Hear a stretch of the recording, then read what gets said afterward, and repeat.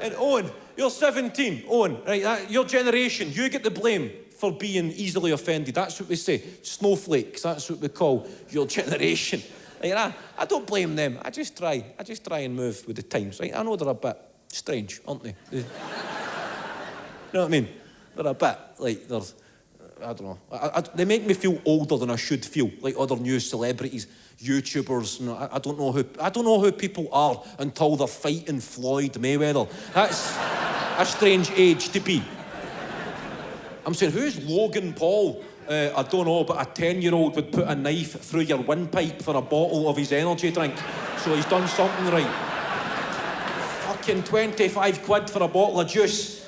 And then they're chain vaping, they're wee disposables, they're wee elf bars. What happened to the youth is the big tobacco companies thought not enough young people are smoking cigarettes, so why don't we get a packet of Marlboro Red and a packet of Haribo Tangtastics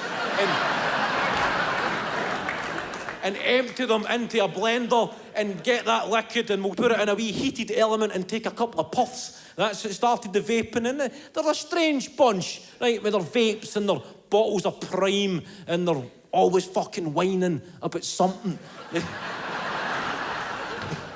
The youth of today are a strange bunch. I think if Michael Jackson was still alive, he'd be saying, I'm not sharing a bed with these fucking weirdos. He'd be saying, nah.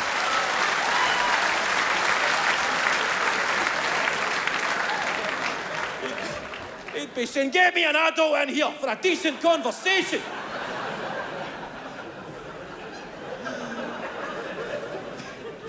Oh, mate, it's my anxiety. Shut the fuck up, Shamo.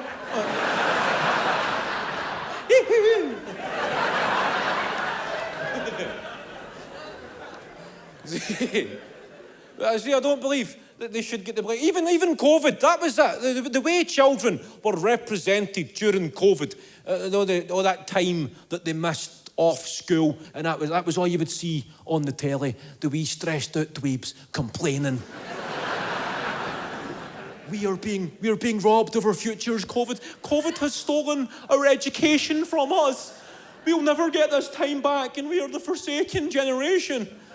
And I thought, fuck off. There's no way that was an accurate representation of every child's attitude to such lengthy spells off school.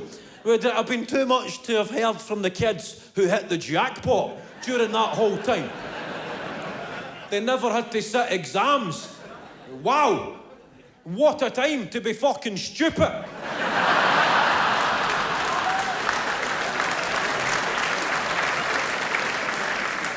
Stick one of them on the telly.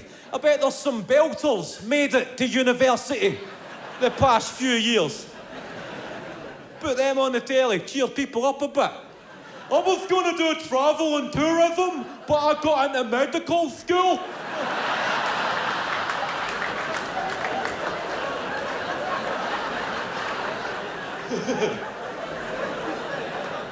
Because I've got emotional intelligence, everybody tells me.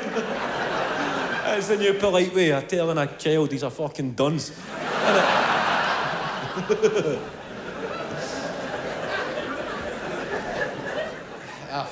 See, I try and keep, I don't want to be a dinosaur, Owen. Right? I'll tell you what this is.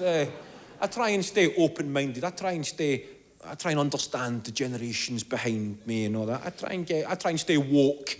It's just hard. It's hard to keep up with the constant software updates. There's always something new. Like, I'm helping my mum, right? My mum is in the process of moving house, right? And we found a box in my mum's loft, right? A box, we're clearing out all the old shit. Found a box full of my old school books, and a bit of nostalgia got the better of me, and I'm looking through all my old school books. And on the front, one of the school books, there was graffiti.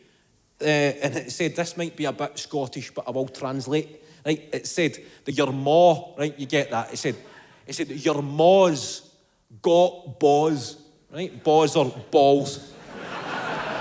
It said your ma's got balls and your dad loves it. Now this was a very common insult in Glasgow in the late 90s, but I'm now reading it in 2023, thinking how this has aged beautifully. into an empowering, uplifting message of self-acceptance. If I showed that to Owen's generation, they would get fucking emotional. Go on.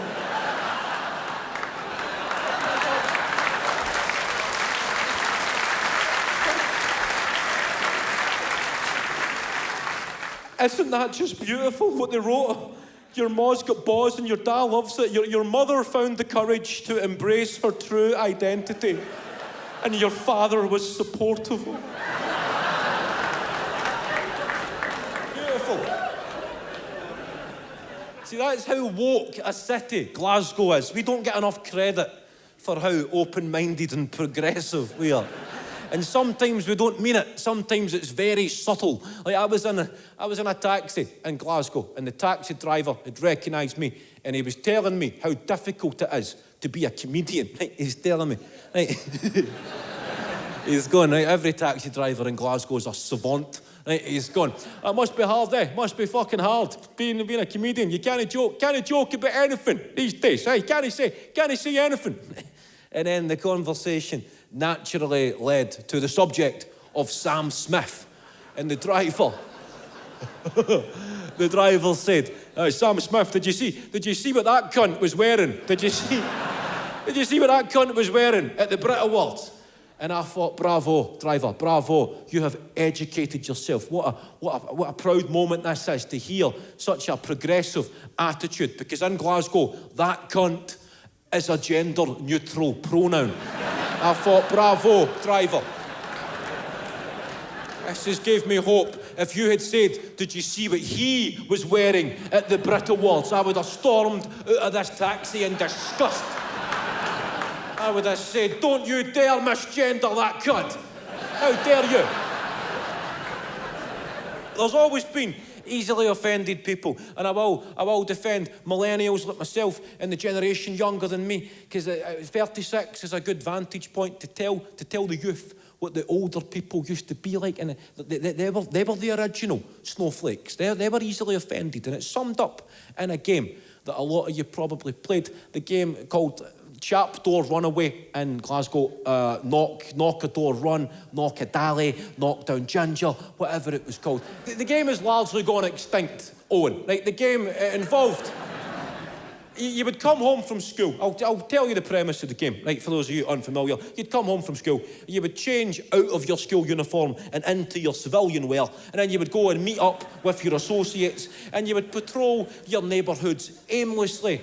And then at one stage in the evening, you'd play the game where you'd walk up to people's houses and you would knock on the door and run away, confident in the knowledge that the man, always the man of the house, was going to come to his door expecting to greet somebody, as the knock suggested.